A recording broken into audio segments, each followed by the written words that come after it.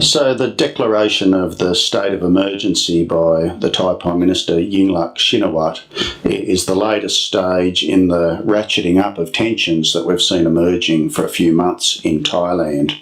There were some grenade attacks on the anti-government protesters which left scores of people injured, and there was a real sense that things could spin out of control. So the government has put in place a state of emergency, partly to try to protect preparations for the election, which are due on the 2nd of February. But there's still really considerable doubt about whether or not it will go ahead.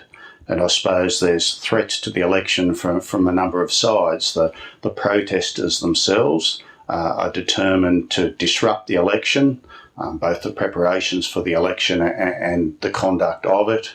There's the possibility that there'll be legal impediments placed in the way of the election. There's various legal processes being worked through. And of course, there's also the possibility, if things spin really out of control over the next week or so, that the military will intervene and take power into their own hands. And of course, that would also delay an election. So far, Yingluck's government has handled the protesters pretty much with kid gloves.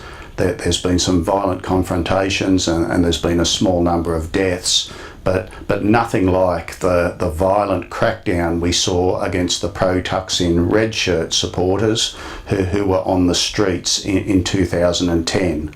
In a sense, Yingluck has been determined to handle these protests peacefully because a violent confrontation would play into their hands. One of the objectives of the anti-government protesters is for the situation to spin out of control, which would then force the hand of the army and to an extent force them to intervene and take power from the government. Right now, Thailand's facing a very stark choice.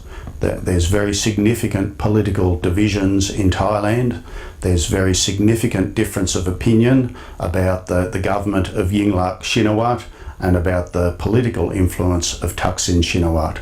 And Thailand can choose to settle this in two ways. They can go to an election and let the electorate of Thailand, the people of Thailand, adjudicate on these very difficult issues, or they can go down a non-electoral path. And moving down a non-electoral path is pretty much a recipe for escalated civil conflict in Thailand. Whatever we think about Thaksin, whether we like him or not, we've got to remember that he or people allied to him have won every election since 2001.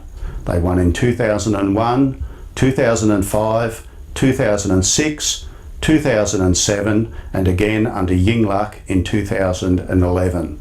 The vast majority of people in Thailand who support this government and who have voted it into power consistently are simply not going to accept yet another electoral decision being overturned.